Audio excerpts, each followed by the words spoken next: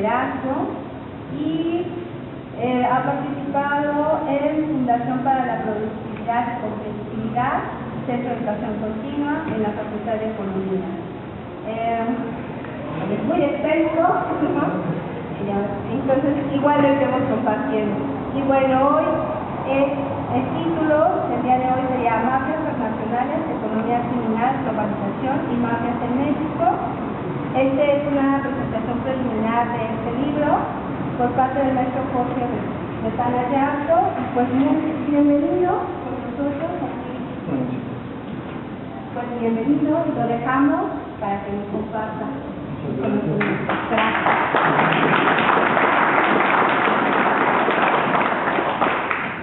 Bueno, miren, soy el, ¿verdad? Miren, voy a abordar un tema de un libro que terminé en noviembre del año pasado, que fue entregado ya a dos editoriales, Editorial Planeta y Editorial Siglo XXI. Ellos hacen una evaluación y después emiten un dictamen. Yo confío en que el dictamen sea positivo y que no se tarde mucho en editarlo. En una editorial que puede tardar hasta 6 meses en dar una respuesta. Sin embargo, platicaba yo con Juanjo y le decía que me parecía que era importante que pudiéramos platicar aquí un poco de los temas que abordo en este libro, porque a diario nosotros estamos viendo y escuchando imágenes, noticias sobre el enorme problema que confronta la sociedad mexicana en este momento y que se relaciona con lo que el gobierno llama el crimen organizado o la delincuencia organizada. Tenemos miles de muertos, decenas de miles de muertos, tenemos cantidades descomunales de dinero que se gastan en seguridad, en los cuerpos policíacos, en equipos de comunicación, de espionaje, de todo, y el problema vemos que no cesa, que no concluye, que ni siquiera observamos que pueda aminorar un poco, de tal manera que es necesario hacer una reflexión sobre esto. Y por otro lado, cuando el licenciado López Obrador estuvo en Estados Unidos, en la conferencia de prensa que dio, marcó un poco una diferencia entre lo que él piensa que pudiera hacerse en esta materia, un problema muy complejo, que está presente en todo el mundo y que viene de muchos años atrás. Y él comentaba que desde su punto de vista a él no le gustaría ser un presidente que estuviera recibiendo helicópteros de combate, a aviones, espías, nada de eso, armas para el ejército, sino que él buscaría la manera de atacar lo que él llamó las bases sociales del problema. Más o menos esa es la idea de fondo que yo tengo, aunque no explico exactamente a qué se refiere con las bases sociales. Entendemos, porque conocemos algo de su pensamiento político, entendemos que se refiere a los problemas que llevan a la gente a buscar, en muchos casos, una solución desesperada y enrolarse en las filas del crimen organizado. En la actualidad, los miembros de las mafias, les voy a explicar después por qué yo les llamo mafias, tienen en la actualidad en México una enorme cobertura social, es decir, existen muchos miembros de la población mexicana que se han incorporado a distintas actividades criminales. Y esto no debe espantarnos, sucede en todas las sociedades en donde las mafias son muy fuertes. Entonces no debe espantarnos y es una realidad. Hay familias enteras que actúan pasando información a los grupos criminales. Hay familias enteras que se dedican al narcomenudeo, a vender drogas en pequeña escala. Hay familias enteras que se dedican a distintas actividades relacionadas con esto.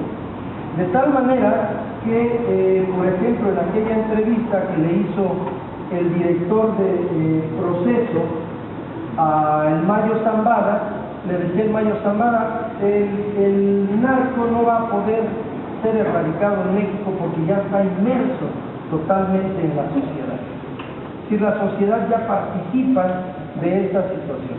Entonces, desde el punto de vista político, sociológico, ideológico, es muy importante tratar de buscar de dónde viene esta situación desde el punto de vista de por qué resulta tan atractivo para grandes sectores de la población la posibilidad de enrolarse en este tipo de actividades delictivas, teniendo como riesgo ser encarcelados o de plano ser muertos en algunas de las acciones. El problema del narcotráfico y de lo que se llaman las bandas del narcotráfico en México no es un problema de México, es un problema que existe en todo el mundo. Particularmente en el siglo pasado surgieron en Italia, en la isla de Sicilia, surgieron las grandes mafias en toda el área de Sicilia, pero particularmente en esta isla surgió una de las más grandes mafias que existen en toda la historia, que es la llamada mafia siciliana, la Cosa Nostra. Esta mafia se ha mantenido durante muchos años, desde mediados del siglo pasado, porque ya estamos en el 21, desde el siglo antepasado, se ha mantenido y hoy es uno de los grupos criminales más poderosos en todo el mundo. Gracias. Entonces, es una de las mafias más poderosas en todo el mundo. Existe otras tres mafias más en Italia, otra que se llama la Camorra, que es de la ciudad de Nápoles, otra que se llama la Ndrangheta y una más que se llama la Sacra Corona Unida. Fíjense ustedes que todas estas mafias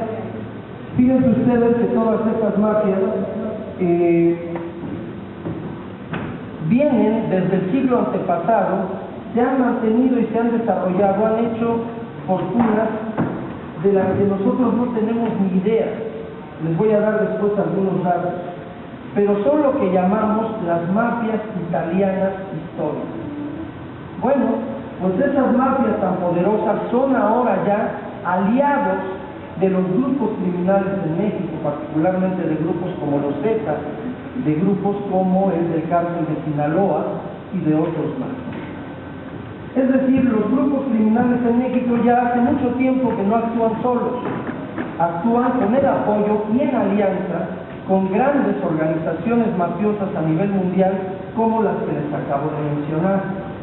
De tal manera que el problema es infinitamente más complejo de lo que pudiera parecer.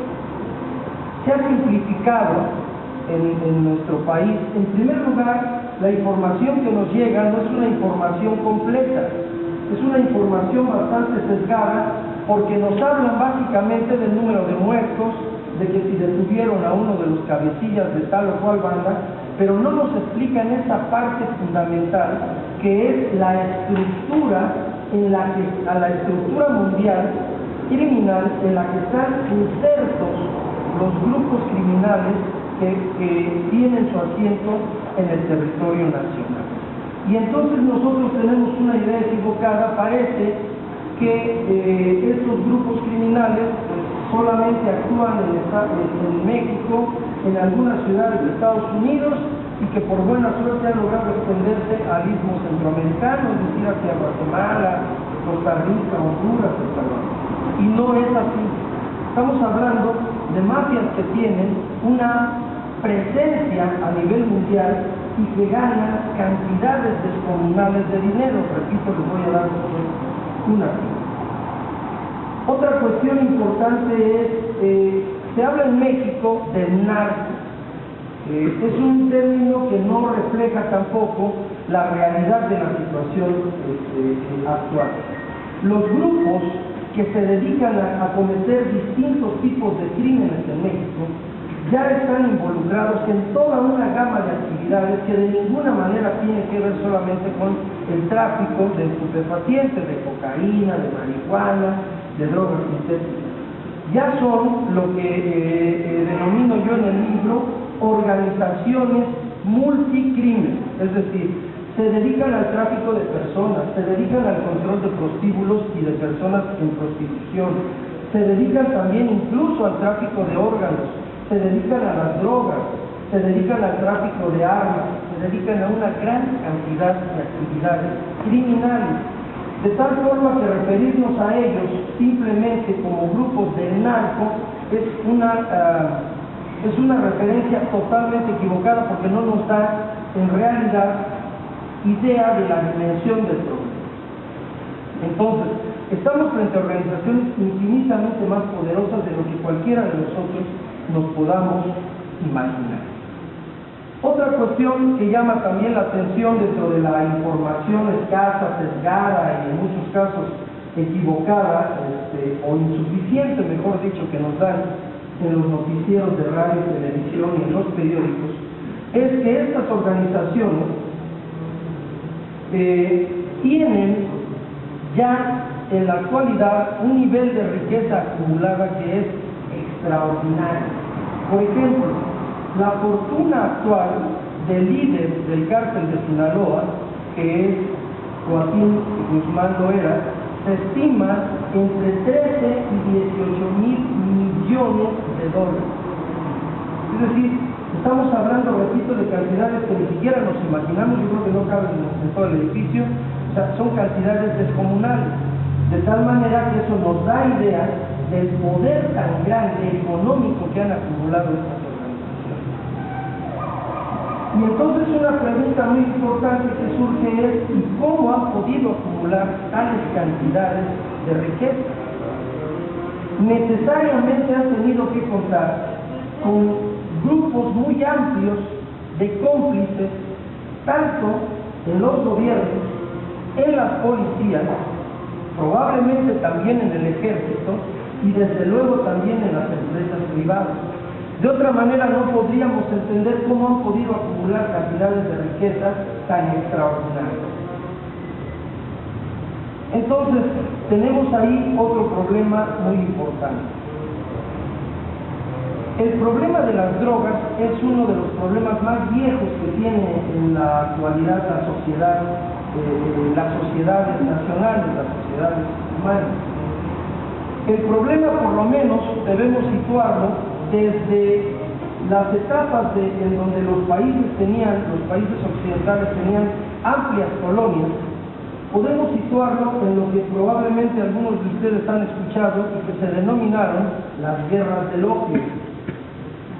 Es decir, el colonialismo, el hecho de que las potencias occidentales fueran capaces de tener territorios, grandes extensiones de territorios a manera de colonias en distintos continentes del mundo, establecía la posibilidad, como fue en el caso de Asia, de que las potencias coloniales observaran que el tráfico desde aquella época, desde mediados del siglo, principios del siglo XIX, que observaran que el tráfico de estupefacientes podía resultar un enorme negocio. Las dos guerras del opio, que se llaman las guerras de Inglaterra contra China, fueron guerras en donde al final del término del conflicto le impusieron a China la necesidad de permitir con cierta libertad el tráfico de drogas por su territorio.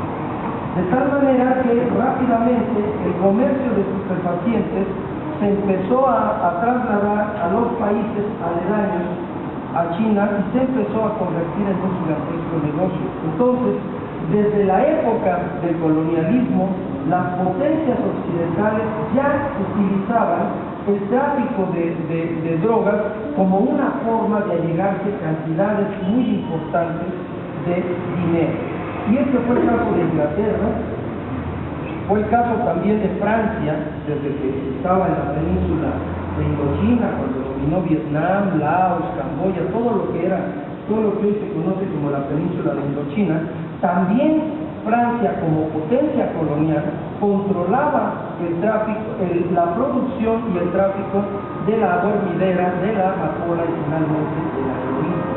De tal forma entonces que todo este tráfico asociado a las potencias coloniales, las sociedades humanas las venimos arrastrando desde hace casi 2 siglos y probablemente si le rastreamos más en los antecedentes históricos encontramos todavía mayores antecedentes de esta situación.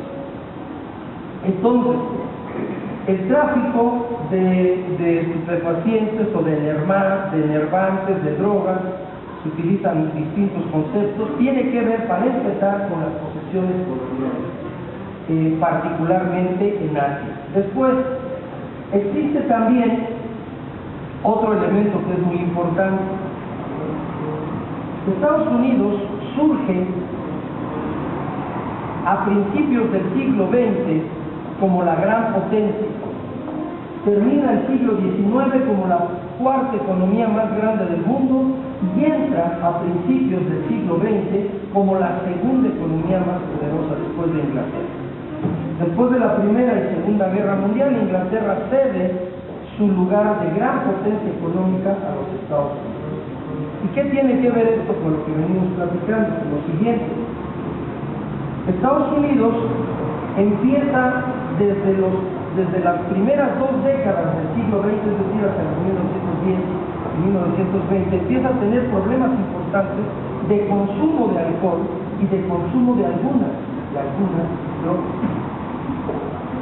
De tal manera que en 1919 se establece lo que se conoció popularmente como la ley seca. Se prohíbe todo tipo de bebidas de carácter alcohólico o contenido alcohólico en los Estados Unidos. Y recuerden ustedes que esa fue una etapa en donde proliferaron las bandas de grupos criminales organizados que se dedicaban al tráfico de ron desde el área del Caribe y de América del Sur y de whisky, aquellas historias famosas de Lionel y los intocables. Y lo que nos reflejan es que en la década de los 20 logra hacer un personaje de origen italiano, pero nacido en Estados Unidos, como Al Capone, logra formar un gran imperio mediante el tráfico de bebidas de contenido alcohólico. Sus padres habían emigrado a Estados Unidos provenientes de Sicilia, pero él perteneció no a la mafia siciliana, a la Cosa Nostra, sino él pertenecía al otro grupo que en ese momento ya rivalizaba con la Cosa Nostra y que era la Camorra napolitana. Entonces, los grupos de la Cosa Nostra se asientan en Nueva York. Son 4 familias napolitanas. Se asientan en Nueva York, extienden hacia otras ciudades sus operaciones criminales y se enriquecen de una manera descomunal a través del tráfico de bebidas alcohólicas que estaban prohibidas en los Estados Unidos. Después, Estados Unidos, la gente no podía ingerir bebidas alcohólicas y empezó a consumir algunas drogas, de tal manera que Estados Unidos se ve obligado a prohibir también las drogas y sale la primera legislación, las primeras leyes que prohíben eso, hacia el año de 1929. Entonces, fíjense ustedes cómo este problema ya en el continente americano nuestro empieza a tener desde entonces ya, desde principios del siglo XX, su epicentro, su centro más importante de gravedad en los Estados Unidos. Bueno, pues ellos prohíben el consumo de drogas, le dicen los especialistas, criminalizan el consumo de drogas y a partir de entonces en Estados Unidos se disparan las cifras relacionadas con el número de personas que consumían drogas. Es decir, de manera inmediata se tuvo el efecto contrario, se prohibió, se criminalizó, se hizo delincuente al que comerciara con drogas y al que las consumiera, y el efecto fue el contrario, se disparó el consumo y se dispararon los grupos criminales.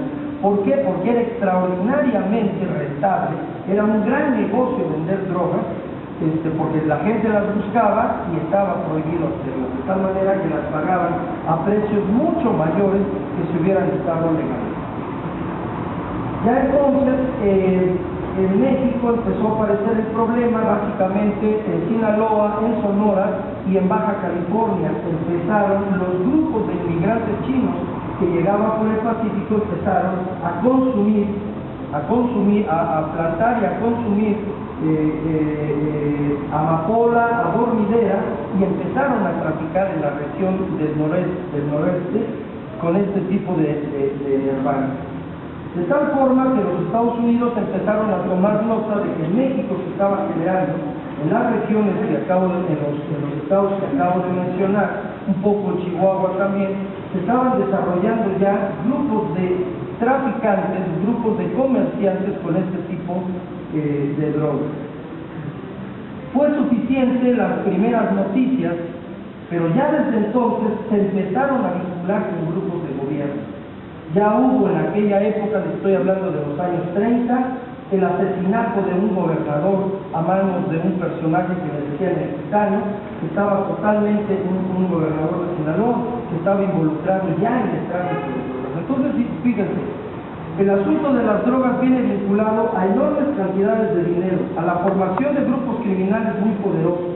Tiene un ámbito, una dimensión de carácter internacional. De ninguna manera es un problema de un solo país, ni se circunscribe al territorio de un solo país, y se empiezan a involucrar rápidamente los grupos de narcotraficantes con autoridades políticas en los estados, en las regiones de nuestro país y también en el caso de los Estados Unidos. Hay un dato que es poco conocido, yo lo recogí de un libro que se llama La Cosa Nostra en México, y el general Lázaro Cárdenas en su último año de gobierno legaliza todas las drogas.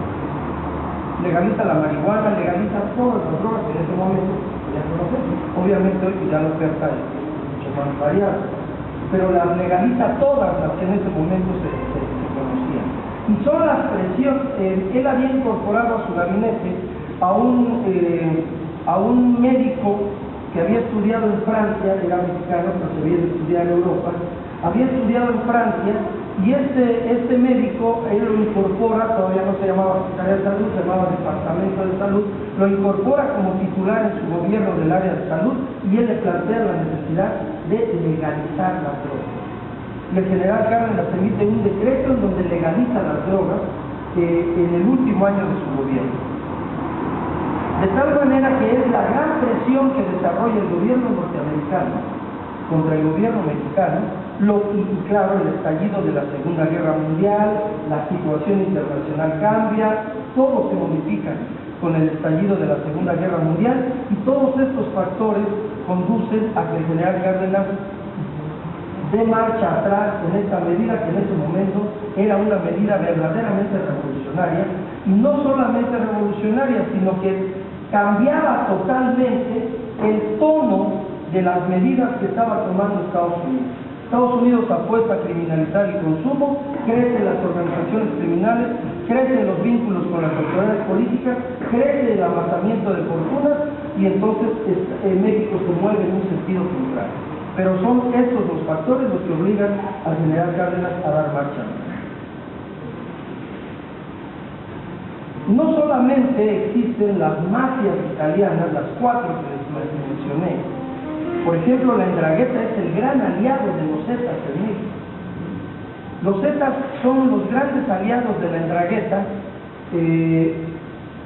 y son aliados para la introducción de la cocaína en toda Europa, particularmente a través del puerto de Valencia en España. Entonces vean ustedes cómo los grupos mexicanos están vinculados a organizaciones muy poderosas. Si nosotros no tenemos claro esta dimensión del problema, entonces pensamos pues, que efectivamente nuestro ejército ya no tarda en acabar con hacer los pedazos de todo, y esto está muy lejos. De ahí la necesidad de cuestionar lo que está sucediendo, que va a ser la segunda parte del video. Por lo tanto, entonces, hay otras dos grandes mafias criminales, que son lo que se llaman las mafias asiáticas. Básicamente, la mafia china, las triadas se llaman chinas, estas tienen su origen en sociedades secretas, en sociedades clandestinas desde el siglo XII, y la yakuza japonesa. Quizá ustedes han visto películas en donde salen los yakuza, están todos vestidos de negro, visten muy elegantes, pero todos de negro, con camisa negra, corbata negra, traje negro.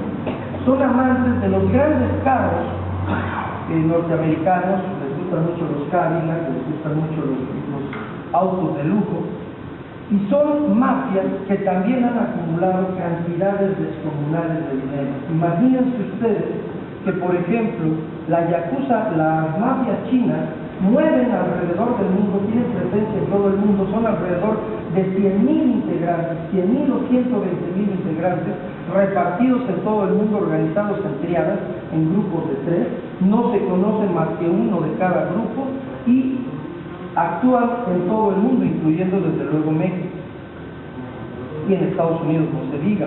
En Argentina tienen controlado todo el sector de los supermercados y de los restaurantes. Todos los restaurantes chinos están bajo la tutela de la mafia china. Los restaurantes tienen hasta un color en las puertas y ese color representa cuál es la organización mafiosa que está protegiendo esto. Tienen una de las formas más sanguinarias de asesinar porque son quienes degüellan a sus víctimas. O queman los comercios con las víctimas dentro cuando no quieren pagarles la contribución, extorsión. Pero imagínense ustedes que este grupo, la mafia china, controla o mueve anualmente alrededor de 200.000 millones de dólares. Es decir, toda la deuda del gobierno mexicano y toda la deuda de los empresarios mexicanos. Lo mueven ellos en un solo año, y estos se drogaron en los últimos 20 años, estos en un solo año mueven toda esa cantidad de criminales. Y por otro lado, la yakuza japonesa es una especie de mafia tolerada o semitolerada en Japón. Tiene oficinas, la yakuza tiene oficinas en las principales ciudades de Japón. Tiene grupos de asesores para invertir en la bolsa de Tokio, imagínense nada. Y sus ganancias tan solo en un año ascendieron a 800 millones de dólares y nada más de sus inversiones en la bolsa de Tokio. Dense cuenta de qué tipo de organización, qué dimensión de problemas y qué poder económico. Por eso el libro que yo escribí empieza con el nombre de El Imperio de las Mafias Transnacionales. Es decir, han formado verdaderos imperios económicos alrededor del mundo con cantidades. Por ejemplo, uno de esos ingresos puede ser mayor que todo el Producto Interno Bruto de cualquiera de los países de Centroamérica. Nadie tiene esa cantidad. Todo el pueblo no lo produce en un año y ellos los tienen solamente como ingresos brutos de todas sus actividades. La Endragueta, que son los socios de los Zetas, por ejemplo, en el año de 2007, en todos sus negocios, tuvo ingresos por 44.000 millones de euros. Imagínense nada. Entonces estamos hablando de algo que está muy lejos de la televisión, la prensa, la radio y muchos analistas que están muy lejos realmente de darnos la dimensión más cercana del problema real que estamos confrontando. Bueno, en la comunidad internacional, en los distintos países, a raíz de que en 29 o 30, se prohíben las drogas en Estados Unidos va a lo que entonces era el organismo parecido a Naciones Unidas, que se llamaba Sociedad de las Naciones, va y plantea la necesidad de que los demás países sigan su mismo ejemplo y criminalicen el tráfico y el consumo, bueno, la producción, el tráfico y el consumo de drogas. Y a partir de 1931, en aquella reunión en Ginebra, ya otros países empiezan a adoptar esa misma política. A lo largo de todo el siglo XX se va desarrollando esta situación. En los demás países y en las reuniones que se hacen en Naciones Unidas, ya cuando esta se crea después de la Segunda Guerra Mundial, se discute si el problema de las drogas debe ser tratado como un problema de salud pública, es decir, los consumidores son enfermos, entonces hay que tratarlos en clínica. O si debe de ser considerado esto una especie de peste moderna, una gran calamidad que estaba creciendo descomunalmente por todos lados. Y entonces Estados Unidos empieza a imponer esta idea de que lo mejor para el mundo, en aquel tiempo con el apoyo de Inglaterra y de España, en 1961, empiezan a imponer esa política y a convencer a los demás países de que lo mejor es criminalizar la producción, el tráfico y el consumo. Sin embargo, las cosas avanzan aceleradamente y empiezan a surgir problemas nuevos. Ya no es solamente el asunto del consumo de drogas, incluso se dice, bueno, los países en sus organismos de salud tienen obligación, por ejemplo, ustedes saben que la morfina se utiliza en enfermos terminales, en fin, este tipo de usos médicos de algunas de las drogas se mantienen vigentes, pero se prohíbe el consumo con la finalidad de estimular el sistema nervioso y de desarrollar una serie de conductas, de emociones, etc.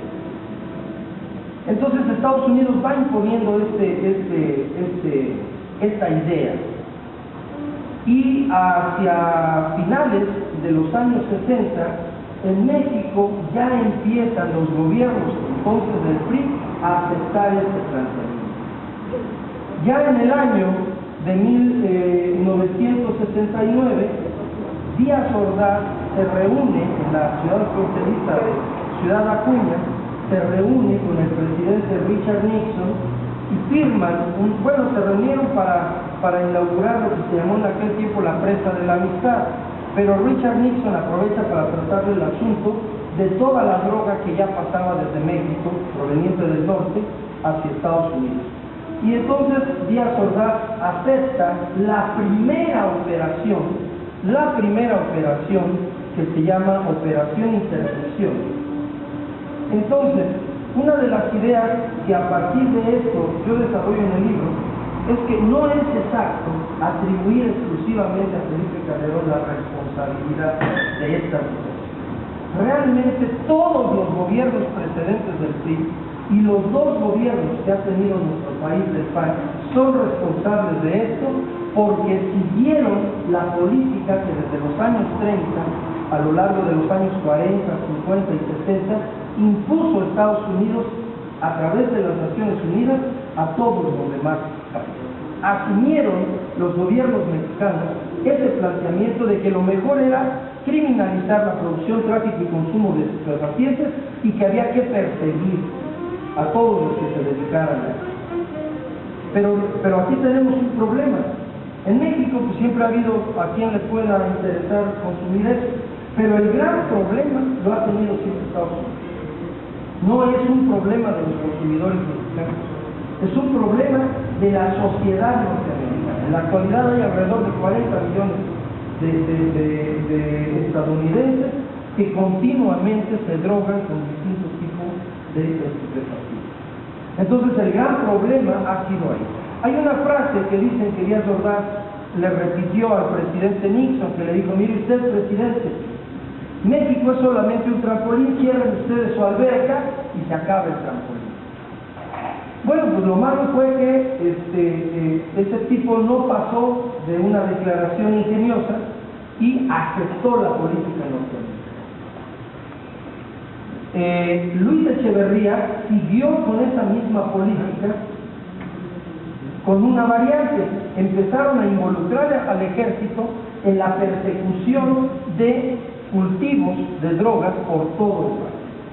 Entonces ya veíamos a miembros del ejército recorrer sobre todo la parte norte, lo que le llaman el Triángulo Dorado, Sinaloa, Chihuahua y Durango, recorrer a miembros del ejército buscando plantíos para quemarlos. Esa era la modalidad que asumía en ese momento la lucha contra la droga. Y entonces el propio López Portillo mantiene también esa idea. Ya en esos operativos se involucraron ya entonces alrededor de 10,000 soldados. Fíjense ustedes desde dónde viene el problema. El asunto es que es con Fox y con Felipe Calderón, cuando este tipo de forma de combatir al crimen relacionado con drogas y con otros tipos de delitos más, llega a su máxima expresión. Pero si nosotros rastreamos en la historia, existe una absoluta responsabilidad de los gobiernos anteriores del PRI y de los gobiernos actuales del PAN. Bueno, pues entonces, si ya en aquellas épocas, entre los gobiernos de Echeverría y López Portillo, ya se había sacado al ejército de sus cuarteles para andar buscando plantíos, sembradíos y quemarlos, ya se había detenido en aquel tiempo, entre los gobiernos de Díaz Ordaz y de Echeverría y de López Portillo, ya se capturaron alrededor de 2,000 personas. Ya habían muerto algunos soldados. Entonces el problema ya estaba allí, es decir, México se subió al carro desde aquel tiempo de la política norteamericana y las consecuencias hasta este momento son las que tenemos a diario en distintas regiones de nuestro país.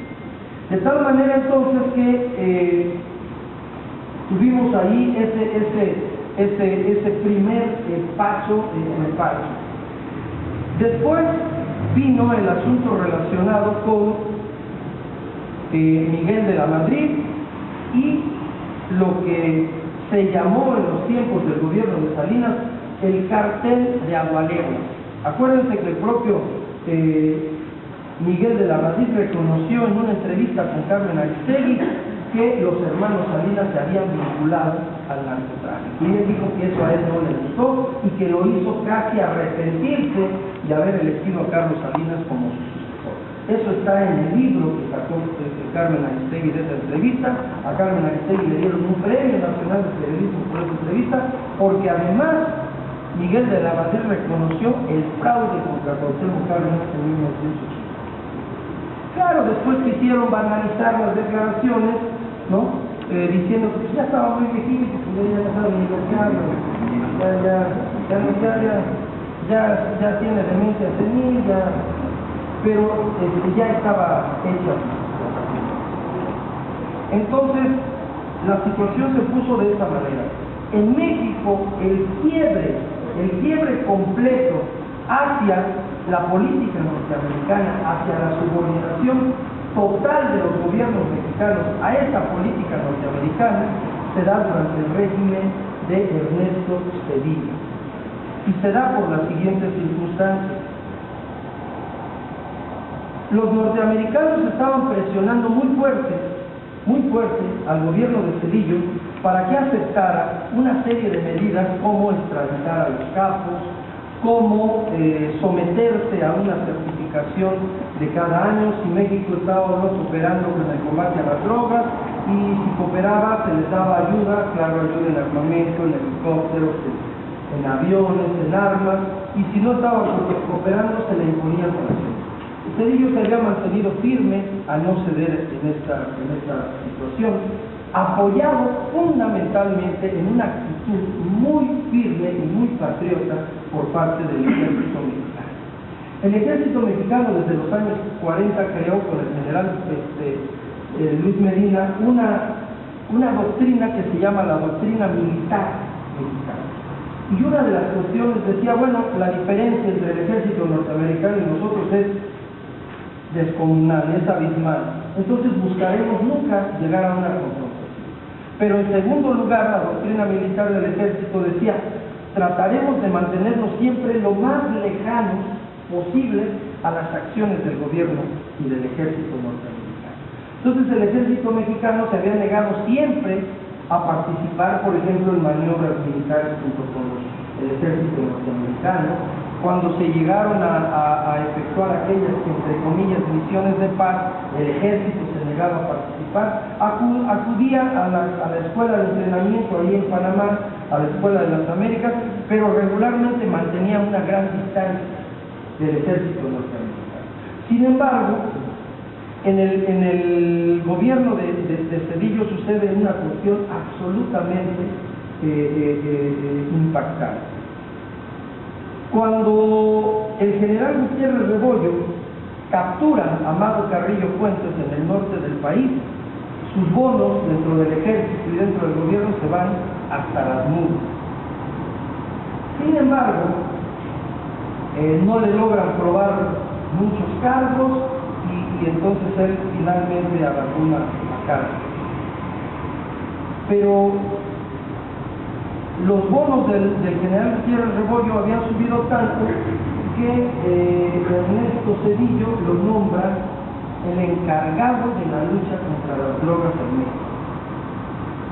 Lo que se llamó en nuestro país el zar antidrogas, para equipararlo con el cargo que tenía Barry McCaffrey en los Estados Unidos como el zar antidrogas de los Estados Unidos.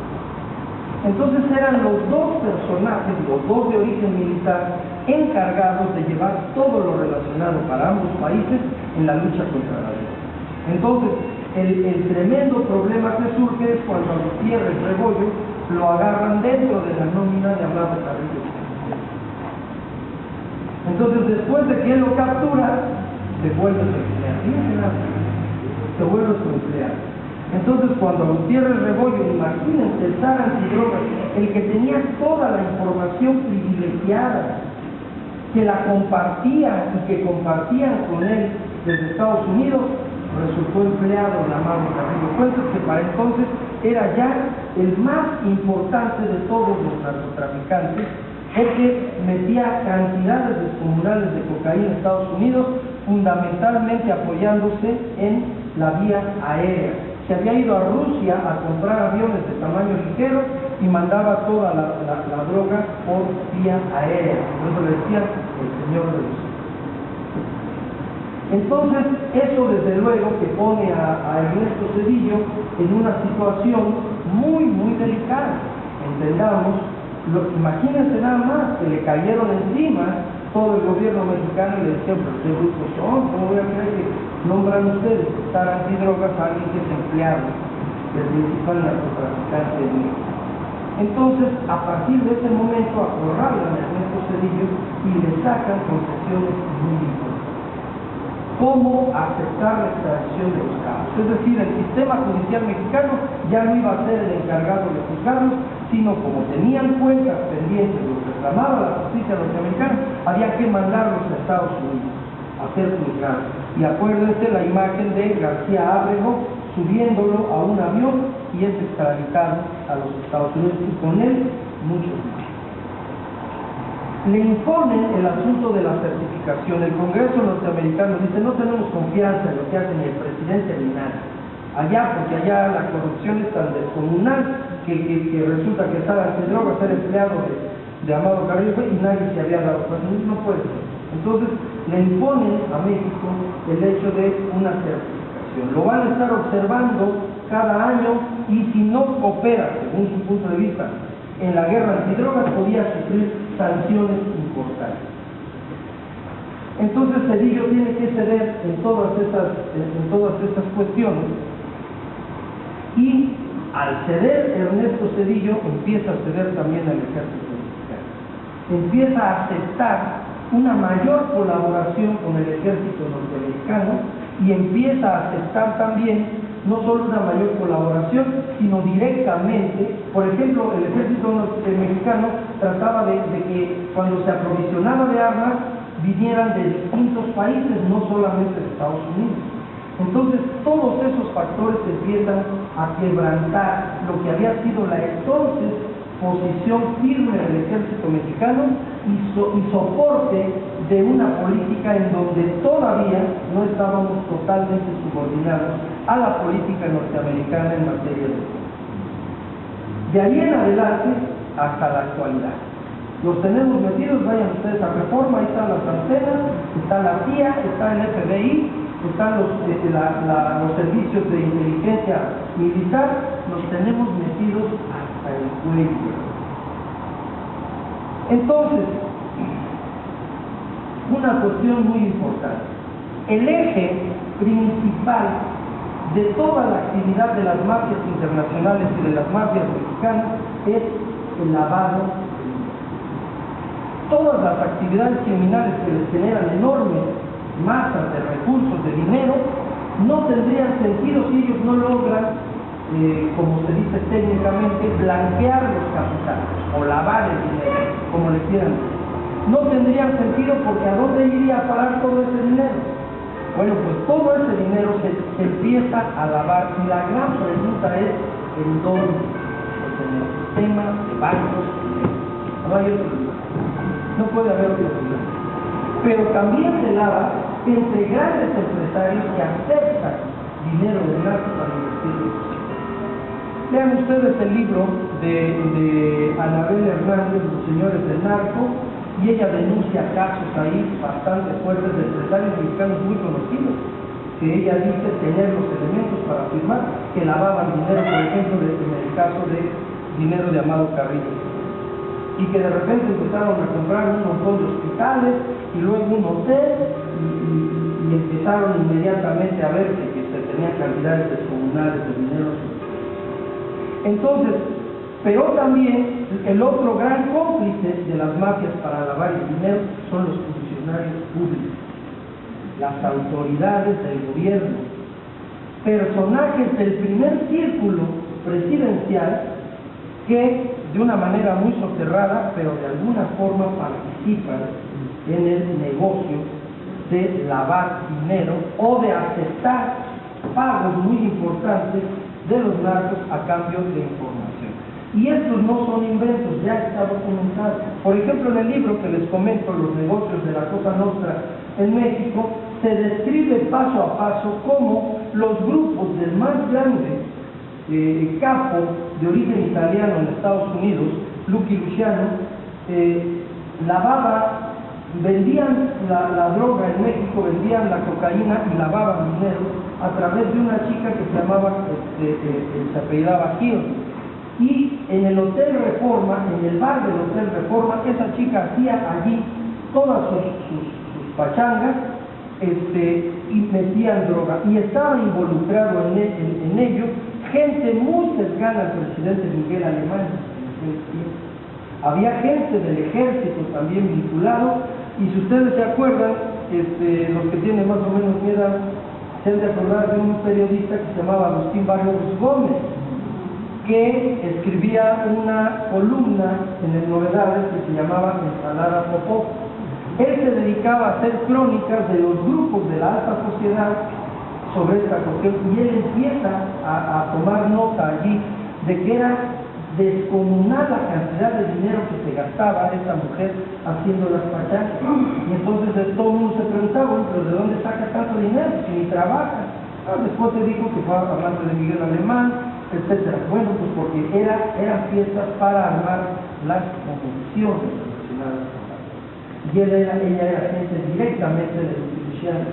Y después de una gran cantidad de dinero que se acumuló, estaban vinculados incluso con el dictador en Cuba que derrotó Fidel Castro con Fulgencio Batista, en los negocios de casinos en Cuba, en los negocios de hoteles en Cuba, de casas de juegos, y más allá en Puerto Rico, más allá en Jamaica y hacia abajo, hacia América del Sur. Bueno, entonces estos no son inventos, ya están muy documentados, hay muchos datos, hay muchos datos.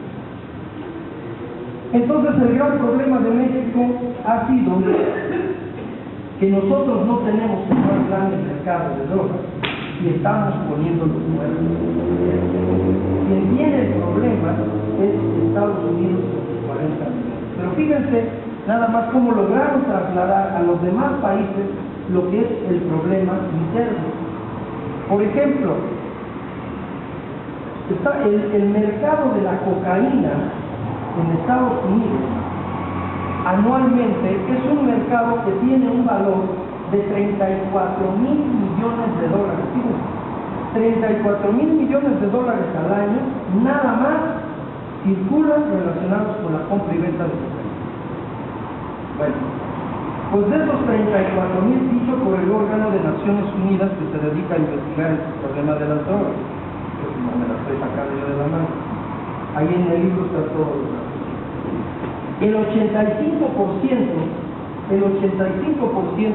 de esos 36 mil millones de dólares se quedan dentro de Estados Unidos en los grupos que se encargan de distribuir internamente la cocaína en Estados Unidos y que suman más de 1.500 bandas organizadas dentro de Estados Unidos, de norteamericanos, de estadounidenses. Ellos se quedan con el 85% del negocio. A los grupos como los Zetas, a los grupos como el Cártel de Sinaloa, les quedan alrededor de 2.800 millones de dólares. Claro, es una barbaridad de dinero, pero comparados con los 27.000 o algo así millones de dólares que cada año se quedan en los grupos criminales dentro de Estados Unidos, porque imagínense, si solamente fueran el problema los Zetas, la familia michoacana, bla, bla, bla, si solamente fuera el problema, ¿cómo nos explicamos que dentro de Estados Unidos en cualquier ciudad se consigue la droga lo que quieran? Fíjense, por ejemplo, en los tiempos de Pablo Escobar, la droga que salía de Colombia valía $4.000 el kilo. A fines de los años 70 y principios de los 80, valía $45.000 el kilo en las calles de Manhattan, en Nueva York, en el barrio de Manhattan. No, pues claro que es negocio. Bueno, entonces cualquiera se arriesga incluso a perder la vida. Bueno, pues este ha sido más o menos el asunto. Ahora, ¿qué cosa es lo que, si el problema no es nuestro? Porque además, a través de este asunto de la Iniciativa Mérida, la Iniciativa Mérida implica una ayuda de $1.400 millones para el gobierno mexicano, en equipos, en aviones, en helicópteros.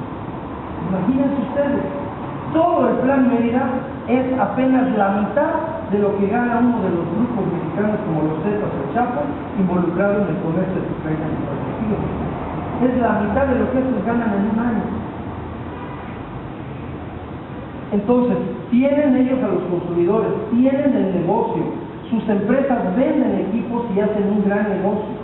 Entonces, los $1.400 millones que ellos nos ofrecen en el plan de la Iniciativa Mérida, y aunque fuera más, pero más aún, si resulta una bicoca comparado con las cantidades que se quedan dentro de los Estados Unidos. Ahora, las mafias europeas y asiáticas tienen presencia en México.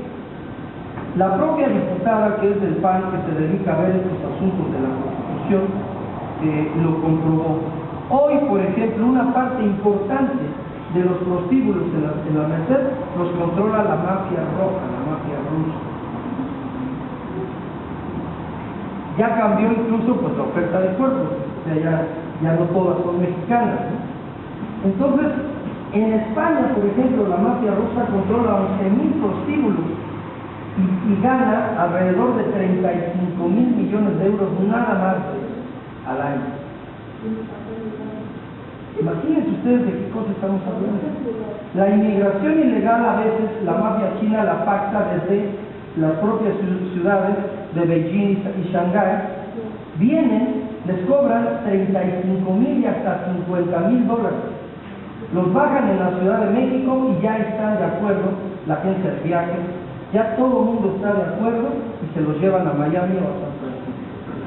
Y esa gente viene desde China y pagó 35 o hasta $50.000. Los hospedan en los hoteles caros de Reforma, para que no se sospeche, pasan como turistas de alto nivel, pero son gente que pagó por el traslado, por los documentos falsos para entrar a Estados Unidos, pagó lo que se le da a las agencias de viajes en México, a los agentes del gobierno, etcétera, etcétera. Es toda una red, por eso se llama mafia.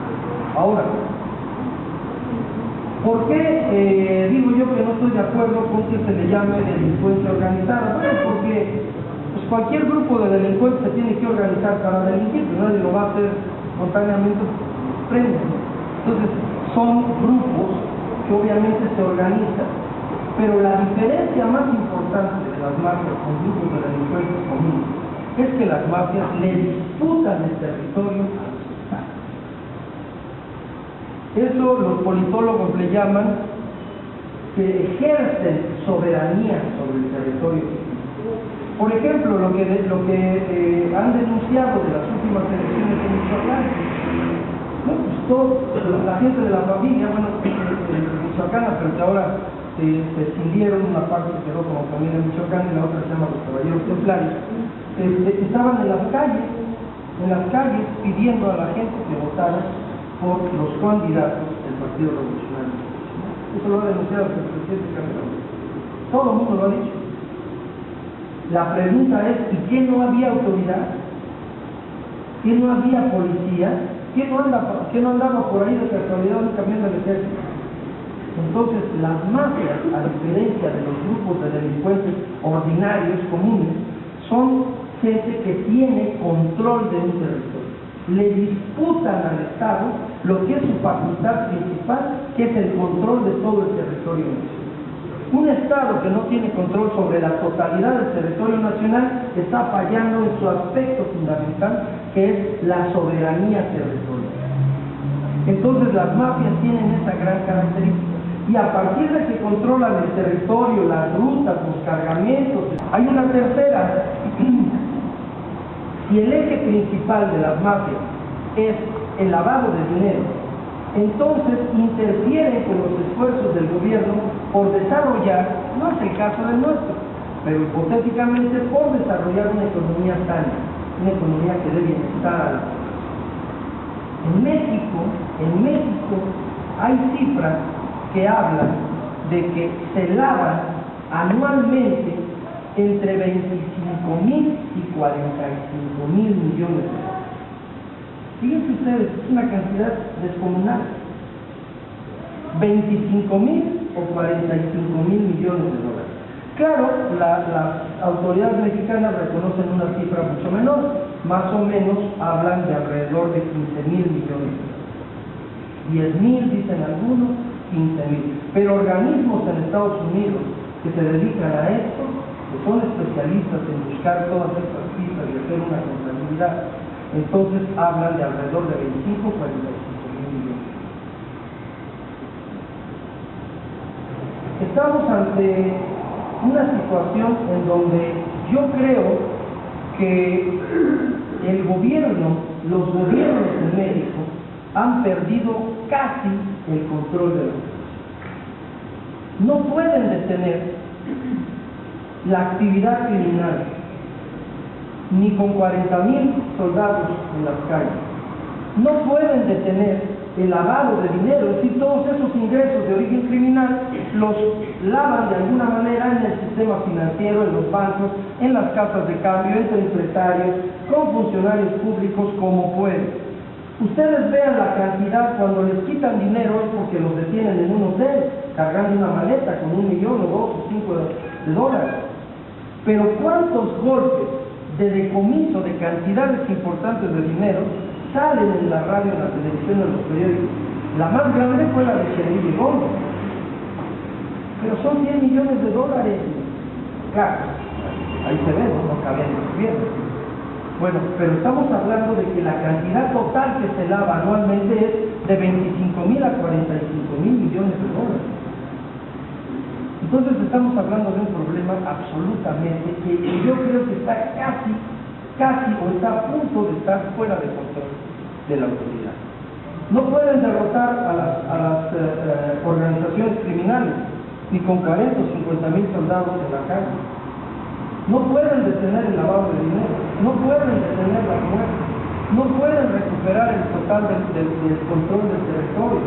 La familia michoacana exige impuestos en las más de 13 o 18 municipios que controlan. Le pagan impuestos a ellos.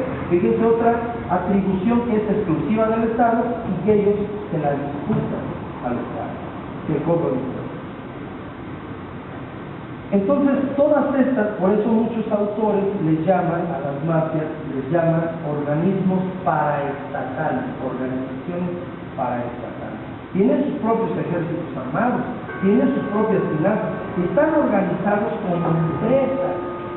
Por eso cuando vemos el operador financiero, el encargado de no sé qué, están organizados como empresas. No son un puñado de delincuentes ignorantes, como está Guzmán llegó hasta tercero de primaria, pero no son un puñado de delincuentes ignorantes, saben muy bien lo que están haciendo. Tienen bastante idea. Han logrado construir imperios económicos muy grandes, organizaciones militares, etcétera, etcétera.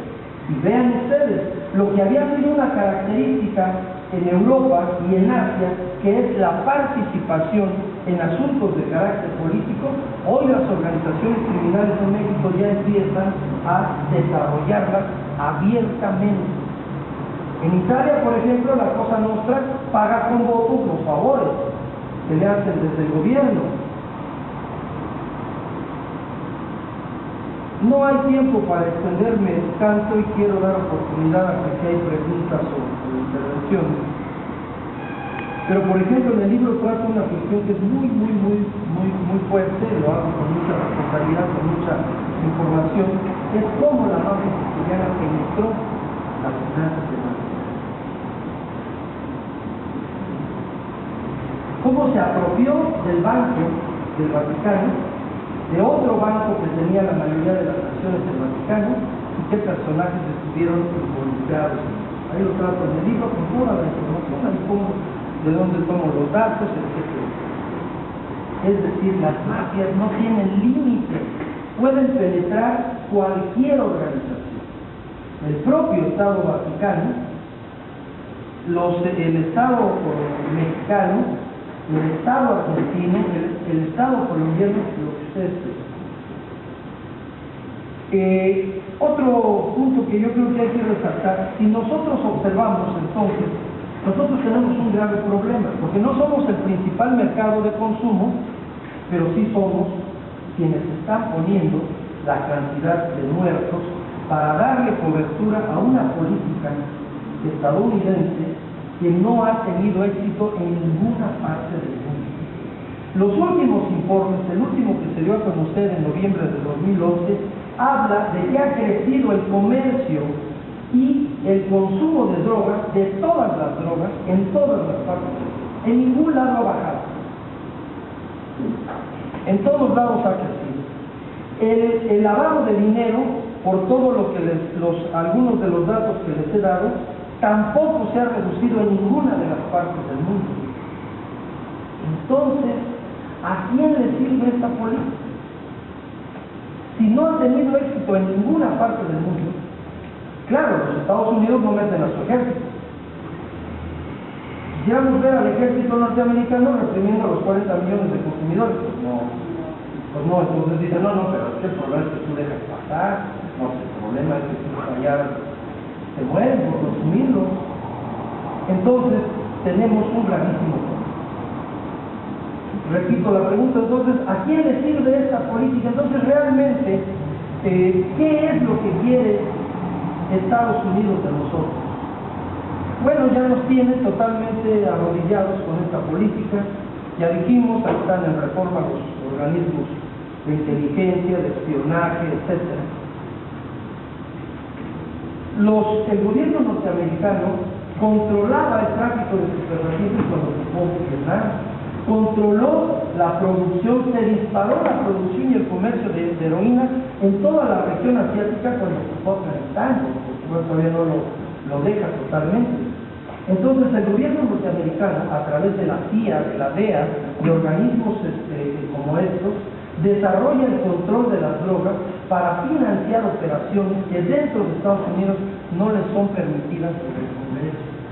El caso más ilustrado hasta la saciedad es cuando trataron de ayudar a los que se oponían a la revolución sandinista en Nicaragua.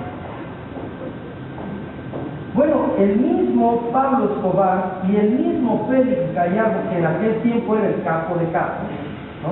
Todos, el Chapo, todos ellos eran subordinados de Félix Gallardo. Cuando Félix Gallardo lo meten a la cárcel por el asunto del asesinato de Enrique Camarena, entonces él les reparte las plazas. Y entonces unos se van al Golfo, otros se van al Pacífico. Era el cártel, le decían cártel de Guadalajara, pero todos eran de Sinaloa. Entonces, él les reparte, eran sus lugartenientes, les reparte a todos las plazas y entonces ya hablamos de distintos grupos. Pero el que controlaba todos los países. Bueno, el propio Félix Gallardo dice, cuando a mí me meten a la cárcel, yo reparto todo y los que estaban entonces en la Policía Judicial Federal, etcétera, sabían perfectamente bien, conocían a todos mis lugartenientes porque eran sus. eran los otros.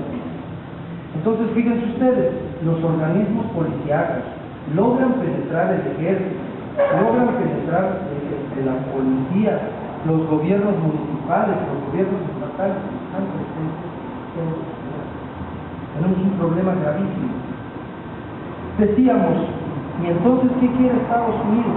Yo planteo la idea de que Estados Unidos sabe perfectamente bien que el ejército mexicano no va a derrotar a los mexicanos. Ya tiene 6 años, ¿no? El gobierno estadounidense sabe perfectamente bien que no va a ser posible detener a todos los dirigentes. Son 34 los más buscados, han detenido a la mitad y ya se acabó el sexenio de Felipe Calderón. Sabe también que no van a poder detener el lavado de dinero porque son, dijimos, 45 millones de dólares que están colados por todos lados. Entonces, ¿qué cosa es lo que quiere? Desde mi punto de vista, esta idea de mantener la creencia de que ellos son la cabeza mundial de la lucha contra las drogas, por lo menos en América Latina, desde mi punto de vista, tiene el objetivo de apoderarse del control de los organismos de seguridad del Estado. A partir de que quebraron la resistencia del ejército mexicano, hoy los tenemos, decíamos, metidos hasta el cuello. Vean, hacen lo que quieren. Esa operación de Rápido y Furioso, las 2.500 armas, hacen lo que quieren. Y después echan la pelota y que no, que tú sí sabías que yo no. ¿Qué es lo que realmente sucede? Hacen lo que quieren en este país. Ahora salieron también noticias en donde la DEA lavó más de 5.000 millones de dólares de narcotraficantes mexicanos. El Banco Wachovia lavó 350.000 millones de dólares de los narcotraficantes mexicanos. El Banco de Nueva York, otros tantos. Ahí aparece, cito la fuente, de uno de los grupos que testimonian ante el Congreso y habla de que dieron también dinero para la campaña de la Constitución. Ahí en mi libro se escrito el dato. Cuauhtémoc Cárdenas, en sus memorias, narra la posibilidad también de que era demasiado dinero el que gastaba Vicente Fox y se establece la posibilidad de que haya habido lavado de dinero a gran escala. Yo cito el dato de cómo entra a través de la empresa de vegetales que tiene el hermano Fox y digo de dónde está.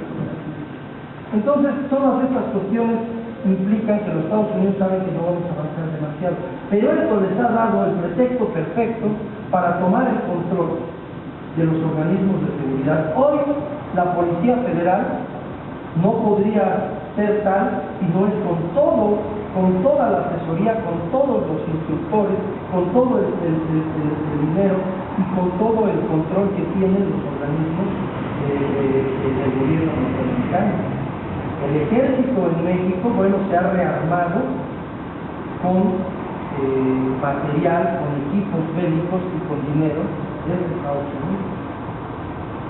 Hoy ningún país en el extranjero está tan presente en el gobierno mexicano como el gobierno de los Estados Unidos a través de todas estas agencias, las agencias regionales, los organismos de crédito.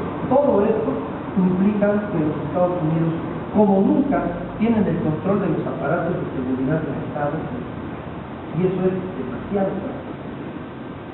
Entonces, yo narro también en el libro toda la experiencia cuando en Colombia quisieron negociar con los narcotraficantes. La negociación la encabezó Pablo Escobar. Cuando en Italia quisieron negociar con la Cosa Nostra. Entonces yo planteo el fracaso de esas negociaciones porque una de las cosas es que no existía consenso, acuerdo unánime de todo el gobierno colombiano o de todo el gobierno italiano en ese momento. Y lo comento porque acuérdense que hace un mes aproximadamente Vicente Fox anduvo diciendo por todos lados que había que ir a una negociación con los narcos. Y en vez de que escucháramos y leyéramos reflexiones de fondo sobre esta posibilidad, la conveniencia o no, lo que escuchamos simple y sencillamente es que había una especie de actitud machista, ¿no? ¿Cómo nos vamos a bajar? esto no se puede tratar, este no es un problema de valor mexicano, es un problema de pantalones. Yo creo que sería un grave error entrar a una negociación en este momento porque no tenemos las condiciones adecuadas. ¿Y a cuáles condiciones me refiero?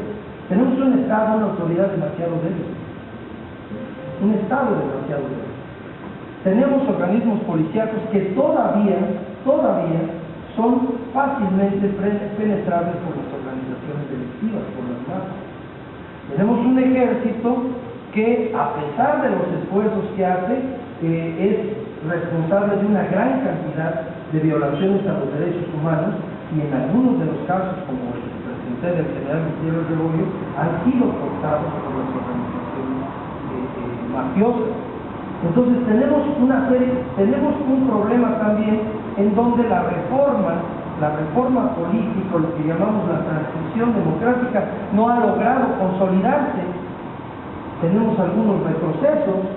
La ley que se aprobó en el Estado de México en instancias del gobierno de Peña Nieto es un retroceso muy importante.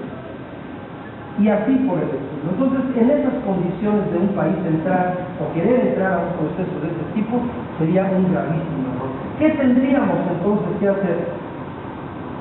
Profundizar, por ejemplo, el cuestionamiento que yo hago en el libro sobre la política norteamericana relacionada con las drogas, la actitud de seguidismo de todos los gobiernos priistas y de los gobiernos del país sobre esa política que no tiene ningún éxito, no lo pueden presentar como éxito en ninguna parte del mundo. Y ahí están todos los datos que ofrezco en el libro. Y entonces, ¿qué cosa es lo que podríamos hacer? Cuestionar, ampliar el cuestionamiento de fondo a esa política y crear un enfoque nuevo, diferente. Lo que comentaba al principio que escuchamos de López Obrador en Estados Unidos, creo que es un buen principio, pero es absolutamente insuficiente.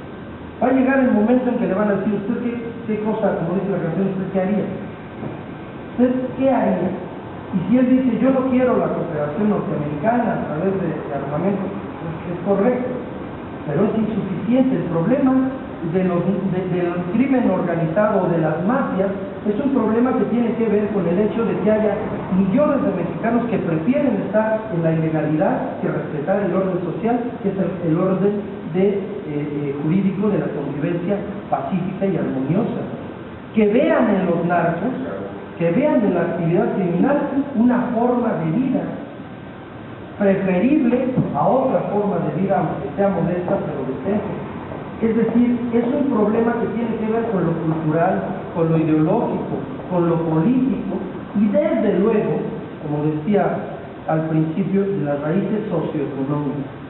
La manta que apareció en Tamaulipas de los Zetas ofreciéndole empleo a los soldados mexicanos, ofreciéndoles más sueldos, ofreciéndoles protección para su familia, vaya, es un monumento a los grandes problemas socioeconómicos de pobreza, de marginación, de falta de expectativas sociales que tenemos con México. Imagínense, ellos pegan exactamente en donde más pueden ser sensibles los mexicanos. Que están en esa condición. Te ofrecen un mejor empleo, te ofrecen protección para tu familia, te ofrecen más sueldo. Imagínense nada. Es algo inaudito que se hayan atrevido a sacar mantas ofreciéndole empleo a los soldados. Entonces, si el gobierno, si el Estado no es capaz de proporcionar las condiciones de bienestar mínimo, empleo, salario remunerador, etcétera, básico para la población, seguiremos teniendo amplios sectores de la población que prefieren jugársela, incorporándose en la venta al menudeo, incorporándose como alcohólicos, como informantes de los grupos criminales, etcétera. Entonces, creo que hay que profundizar en esto, creo que hay que darle un nuevo enfoque, creo que necesitamos ir a lo que ya se ha pospuesto en México por muchos años, que es una reforma a fondo del Estado, con sentido democrático. Creo que hay que ir a cambios muy importantes en el modelo económico, de tal manera que podamos asegurar empleo a la mayoría de los mexicanos, que podamos ofrecerle expectativas de bienestar a las familias, que podamos ofrecerle expectativas de avance social a los jóvenes que no tienen empleo, a los famosos ninis, a toda esa gente. Son masas que los narcos fácilmente pueden captar porque no tienen expectativas de futuro. Entonces tendríamos que ir a la reforma del Estado, a la reforma del modelo económico, y tendríamos que ir, y ya después las cosas lo permiten, a un acuerdo por la pacificación y la conciliación entre los mexicanos. Si la sociedad mayoritariamente tiene consenso, habría que buscar un pacto para que toda esa gente se dé las manos y desaparezca. En Colombia casi se logra el acuerdo, y ¿quién cree que se opuso? Estados Unidos. Salió George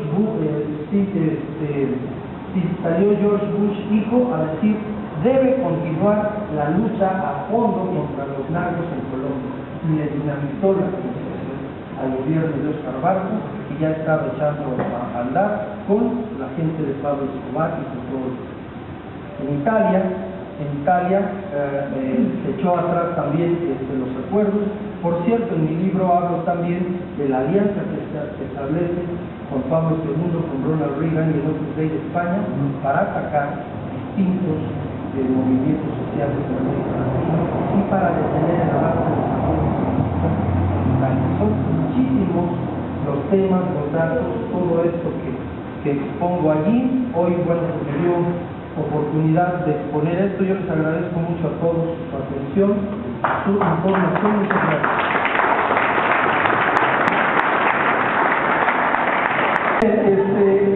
Perdón, porque dice que los que se oponen decían los micros y todos los que comen de los jugadores que van a venir anoche en nuestras casas, los más que van a llegar a ver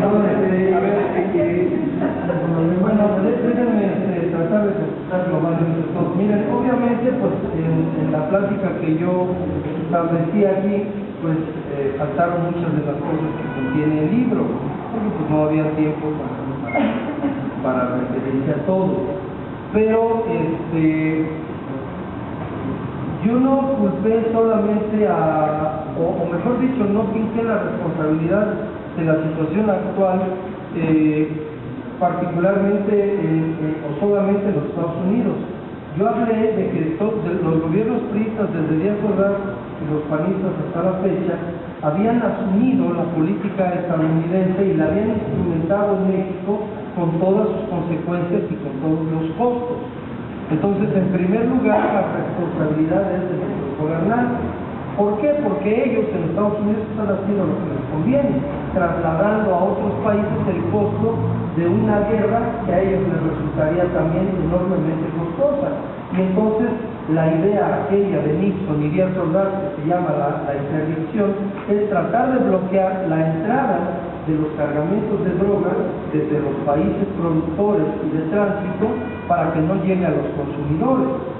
Entonces, esa es una política totalmente engañosa porque el problema real, incluso desde el punto de vista social y económico, pues es la demanda de estupefacientes en Estados Unidos.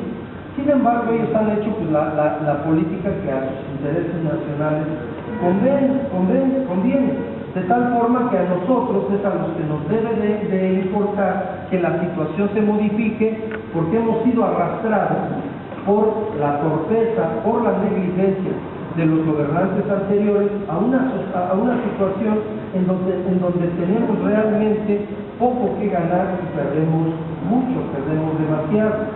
Entonces yo finqué la responsabilidad de la situación actual por la investigación histórica que hice en ambas instancias.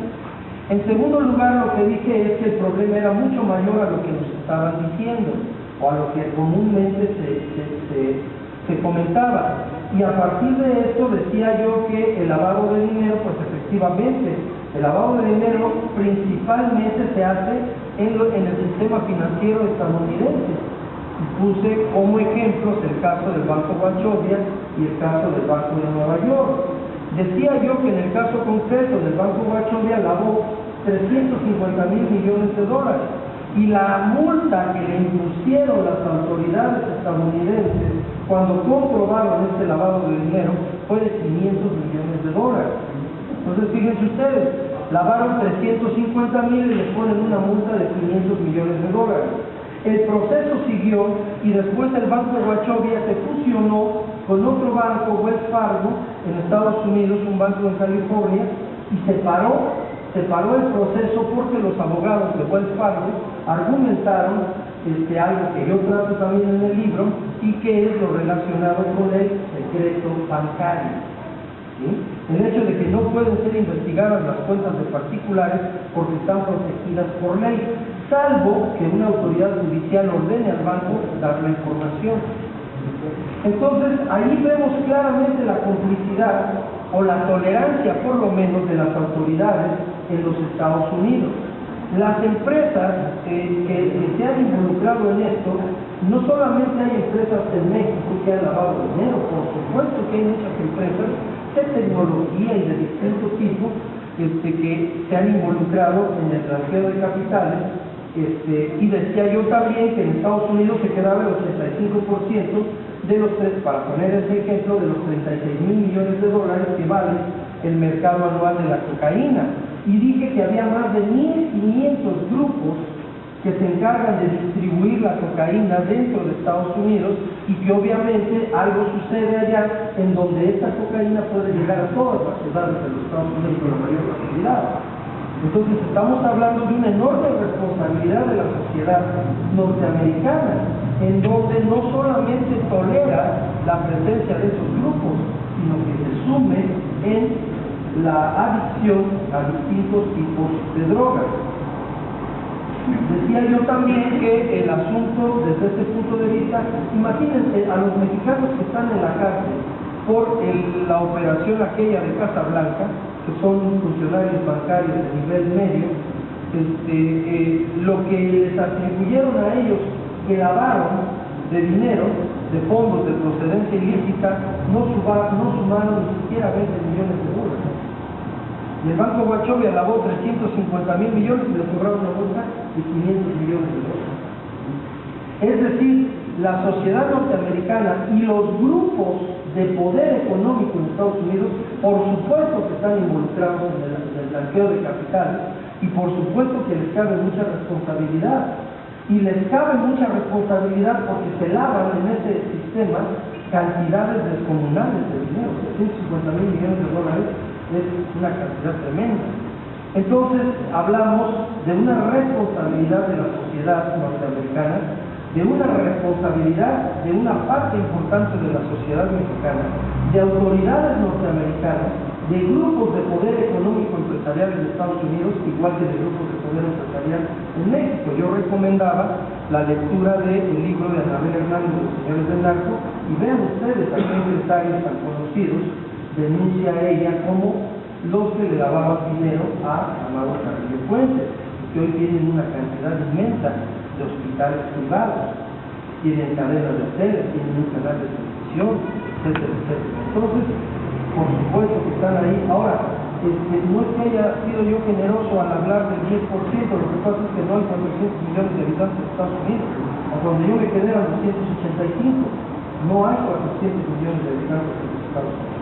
Pero finalmente los datos pudieran no resultar tan exactos, porque obviamente ese tipo de información quienes la proporcionan pues son los propios sensores norteamericanos que hacen esos censos y nosotros tomamos los datos. Entonces pudieran no resultar muy exactos, pero el hecho de que sean más o sean menos no cambia el criterio cualitativo. El mercado principal de drogas en el mundo sigue siendo el mercado norteamericano. Ya se empató Europa con ellos en consumo de drogas, particularmente en consumo de cocaína. En Europa ya hay más de 30 millones de adictos a la cocaína. Ya estamos llegando al número de adictos en Estados Unidos. Entonces Europa y Estados Unidos son los que mantienen el mercado de la cocaína en el mundo. Sin embargo, ha habido un cambio, ya las drogas más importantes, ya se coló dentro de las drogas más importantes las anfetaminas y las llamadas drogas sintéticas. Ha crecido mucho su consumo. Por otro lado, por ejemplo, la gran potencia productora de cocaína en América del Sur ya no es Colombia, ahora es Perú. Ahora es Perú, seguida de Ecuador y de Bolivia. Entonces se han venido produciendo cambios muy importantes y vean ustedes la presión diplomática que ejerce, en algunos casos militar, que ejerce Estados Unidos sobre los países que tienen la capacidad de una gran producción de la hoja de coca y para producir la base de la cocaína. Sin embargo, se han producido cambios muy importantes. Hoy el Istmo Centroamericano es la gran zona, el gran espacio de tráfico desde América del Norte hacia América, desde América del Sur hacia América del Norte y hacia Europa, de la cocaína y de una serie de drogas. Por eso Guatemala ha tomado hoy un papel estratégico. El Istmo Centroamericano tiene hoy un papel estratégico. Los submarinos que hicieron los narcos, que tienen capacidad para transportar 10 toneladas de cocaína, transportan la cocaína desde algunos puertos en la parte del Pacífico en Colombia y la llevan a la zona atlántica del Istmo Centroamericano y de ahí se va a Estados Unidos pasando por México o se va a Europa. Es decir, se han ido modificando muchas cosas, pero efectivamente las empresas en Estados Unidos, principalmente los bancos, están involucrados. Empresas de otro tipo de ramos de actividad económica también están involucradas. Autoridades, me decía un diputado de Venezuela, me decía, maestro, nosotros expulsamos a la DEA de Venezuela. Digo, pero sí, pero es que ahí hay una situación, una correlación de fuerzas totalmente distinta a la que tenemos en México. Nosotros todavía nos tienen con el pie en el cuello. Ustedes ya pudieron expulsar a la DEA, a la CIA y a todos de Venezuela. Bueno, nosotros estamos no pasa un poquito más un paso atrás, pero bueno, tratamos de ir hacia allá.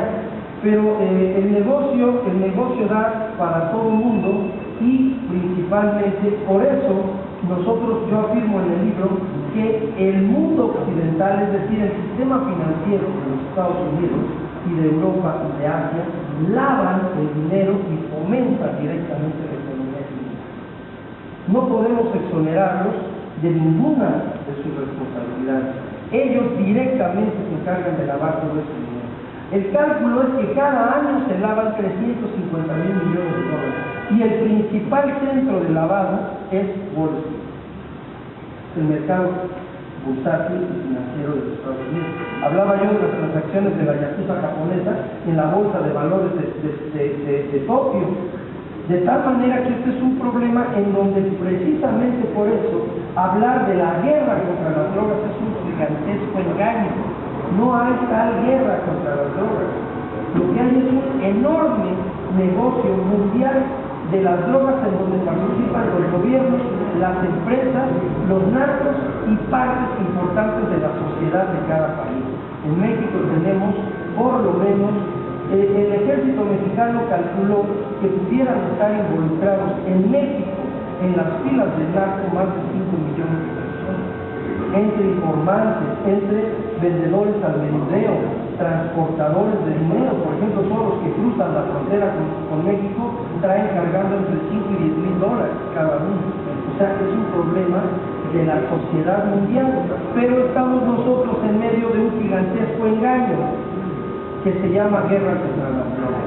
Y no puede haber guerra contra las drogas cuando un solo país concentra el mercado más importante, cuando es el principal lavador de dinero, cuando es el que más se beneficia con el asunto de las drogas, etcétera, etcétera. Entonces eso es un gigantesco engaño, un encubrimiento, y para avanzar nosotros primero que nada tenemos que cuestionar eso y sacudirnos esa ideología que nos han impuesto, que se condensa en la consigna guerra contra las drogas.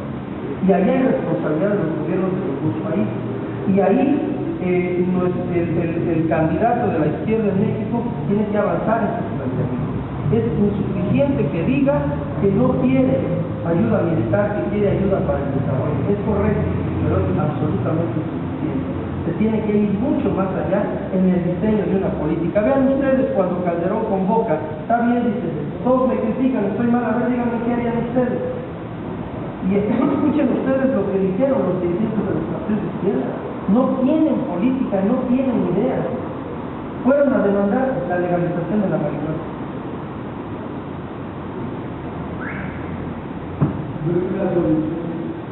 Por supuesto que no. En nuestra opinión. No es una solución aisladamente. Puede formar parte de una solución distinta, de un enfoque distinto. Puse el ejemplo en el último año del gobierno del general Cárdenas. Pero tiene que estar rodeada de un conjunto de medidas. La sola legalización de este estupefaciente no soluciona absolutamente nada. Tiene que haber una solución integral. Yo hablé de un problema cultural, político, ideológico, socioeconómico. En ningún momento dije que el componente socioeconómico, hablé de la necesidad de reformar el modelo económico porque los narcos son oferentes de empleo. Puse el ejemplo de las mantas de los Zetas. El tema da para mucho, compañeros que fuera necesario, algún día vuelvo a regresar, espero que ya con el libro, por lo pronto. Para comprarlo. Le quería decir eso, que por qué no el día que saque el libro, lo podemos quitar. No se hable más de ese bochornoso. Gracias.